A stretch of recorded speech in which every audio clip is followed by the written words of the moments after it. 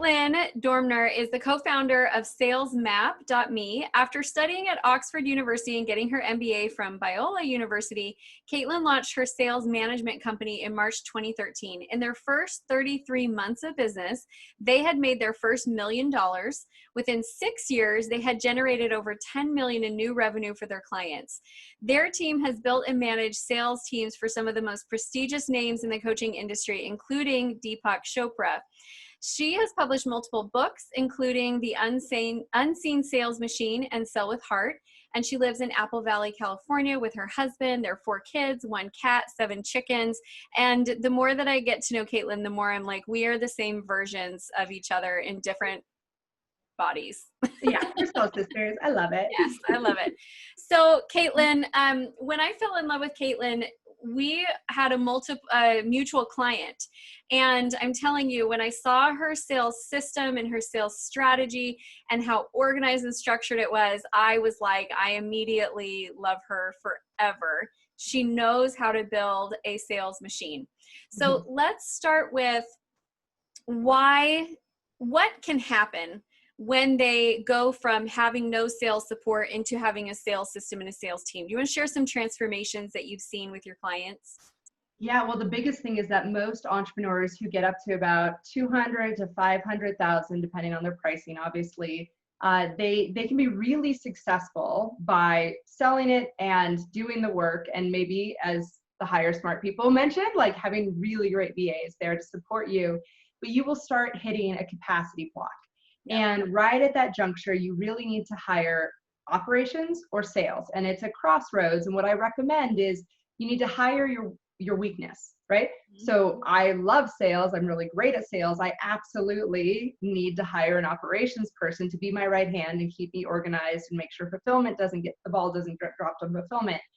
Other people don't feel that same way about sales. They love the work itself, and they would love it if somebody could just take this sales piece off of their plate. So that's where we come in, is that when they say, you know what, I am the bottleneck in my sales process. I know I can't grow any further. I want to have a bigger impact. I want to cross that 7-figure threshold, but I know I need support. And so what this whole thing does, and we do recommend building the system and then hiring the person. Too often as Anna and her husband were talking about, you just find somebody you like and you throw them in the boat, and suddenly they're in charge of social media management and your calendar and sales calls, and you're just trying to throw everything under one person's plate because you're drowning, and you just sort of drown the other person in the hopes of staying on top of the water. What we really want to do is start with an overview of your entire organization. So what we do with our clients is we look at their big vision. What does it look like to be a $5 million, a $10 million company? And really flow chart their organizational chart. We flow chart their product funnel. We flow chart their sales process. Because most people don't understand that a sales process is 2 parts. And I'm going way beyond the scope of your question. The geeking out has officially begun. So there's the outbound piece and the inbound piece. Now, we work with consultants who tend to be more B2B focused, and they need help reaching other business owners. And there's no way that they're going to find those people with a Facebook ad or a Pinterest page or things like that. So they need a human being who can be out there building their network, nurturing relationships, and scheduling qualified people onto their client's calendar. So the opener side, or if they're more B2C and they're coaches and they have a ClickFunnels that they've built and they're driving ads to it, the traditional kind of scaling model, the ascension model, then you need somebody on the back end who can be taking those leads onto the calendar and simply closing the deal. And it might get to the point where you want both of those pieces taken care of so you can let go of it completely. So for our clients who are already at $1 million or $2 million, when they bring us on, what we're looking is just restructuring everything so that we have a team of appointment setters, qualifying agents, and a smaller group of what we call the closers or the enrollment coaches. So it's usually about a 3 to 7 person sales team that can get you up to about $10 million. So, and at that point, you'll probably want a sales team manager, either part-time or full-time, who can be coaching them and supporting them on a daily basis. But if you had that 8-person sales team, let's say 5 qualifiers and outbounders is what we call them, and 2 inbounders, closers, and somebody to manage that experience, easily 10 million, like not even a blink in terms of what Super is excited by that when you hear that, because I think sometimes when people think a $10 million company, they think it's going to be really big. My infrastructure will have to be massive. I'm going to have to get this big location. But most of your sales teams are still virtual, right? At that point? Oh yeah, we do everything virtual. I've met maybe 1 or 2 of my clients, all virtual. We do all of our hiring online. We have people who are in Singapore and Slovakia, and it doesn't matter because with the way, well, we've been going there for 10 years, but in the last several months, everybody has jumped on our ship, and you can do sales calls over Zoom with anybody anywhere in the world at any time. So it's a really beautiful way to keep your operations and your overhead very streamlined and make it really easy to serve everyone in the world that you want to serve. Yeah. So when you're talking about sales process, I'm sure that there are some people in here, when we talk sales process, sales system, I'm sure that there's some people in here who don't exactly know what that means. Do you want to break that down a little bit more? Yeah, so one of the things, do you mind if I share my screen, what we Go can for it. do? I will give you permission.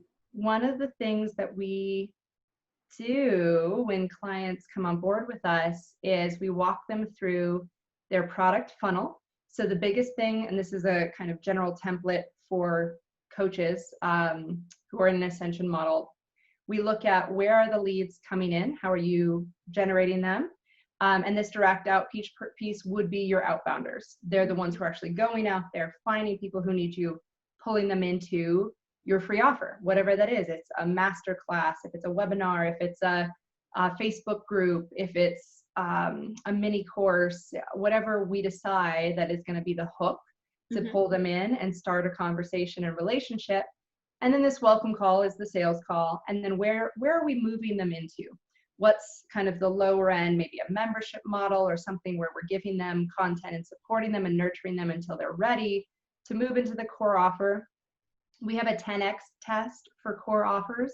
We ask, are you charging 10 times? Are you providing 10 times more value than you're charging? So if your core offer is 10,000, we should be able to immediately see how we can quantifiably produce $100,000 worth of value. Yep. And can you scale that core offer to serve 10 times as many people? So we want to make sure that you're selling results, which we can then systematize, which we can then delegate, as opposed to people pay me $150 an hour and it's all in my brain. And if I don't work with them, I can't get results for them, right? So we will look at your offer and say, okay, well, how can we create a scalable, profitable offer? And then we usually have a VIP offer. This is where they're either up leveling. So after you've completed the core offer, you'll move up, or it's a positioning agent where, yes, if you want to work with me, it's $120,000 per year, or you can work with my team and it's only $12,000 per year. So you can kind of get a sense for what you want. So you really have to understand the buyer journey. What are you trying to do for them? So increasing the lifetime value. And then we move more on a more granular level into the sales process. So this is where we look at the outbound kind of swim lane. So who's doing that hand raising, qualifying elements, and then scheduling the sales call for the inbound person. And this, if you're hiring the outbound, the yellow would be you, right? You would take those calls onto your calendar and close the deals. Or if you already have a funnel who's doing most of the hand raising and the application page that they have to fill out in order to get onto a calendar, then we would hire your yellow person and they would take those applicants and facilitate the sales calls for you.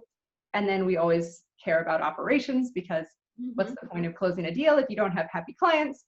And so we want to make sure that the onboarding process is really smooth and complete. So just having a sense for where everybody is going and everybody can see at a glance what their role is and where they fit into it is really going to make sure that we can direct traffic very easily and carefully. Well, and what I will say is the number one reason, because I talk to a lot of business owners when I tell them it's time to hire a salesperson, right? they'll be like, I've tried to hire a salesperson before and it didn't work out. But what they did was they hired a salesperson without a process and a plan in place. And let's be really, really clear. A good closer is not a good systems builder. They are Mm, good at having conversations. They're good at with the people part. They're good at getting people to make decisions. And if they don't have a system to run in, why would they want to stay with you? They can go right. work for another sales team and actually make money, especially if they're commission driven, which I know both of our sales teams, we like them to be incentivized based on performance. Doesn't Yes. mean there's no base, but we like that performance incentive. So it's awesome, right? Am I the only one who loves that? Like the minute she showed me those and I saw them when we were working with the same client, I was like, oh, I've met my other half. It's such a beautiful process. Yeah, it's so fun. And the hardest thing is that sometimes people are like, well, I'm not closing, so I'll just hire a professional who can close. And I'm like, oh gosh, no, no, if you can't sell your thing, even if somebody has more skills and expertise in sales, you really need to master your own process because you are the expert. You are the one with the knowledge, and you absolutely will always have the most passion and conviction about what you're selling. So if you're not selling, the first step would be why not? And we would want to look at your offer and we would want to look at your process. And one gal came to us and she's like, well, I just had like 15 calls and none of them closed. And she was feeling really discouraged. And when she walked me through it, I was like, these aren't sales calls, sweetie, right? These are discovery calls. You're trying to see if a prospect wants to become a lead, and the answer is no, which tells me it's a marketing problem. We're not attracting the right people. You don't have a sales problem. Like, don't beat yourself up. So you really just have to understand that there's prospecting and there's hand raising and there's qualifying and there's educating, and then we finally get to start selling. So all of those pieces, those boxes need to be checked, whether the marketing is doing that heavy lifting or you're just having 5 conversations, which is a possibility. When you're just starting out, you will probably do a lot of that, and we call it market research, and it's wonderful. But don't beat yourself up if you feel like you can't sell. It's likely that you're just not even at the sales process. Yeah. Yeah.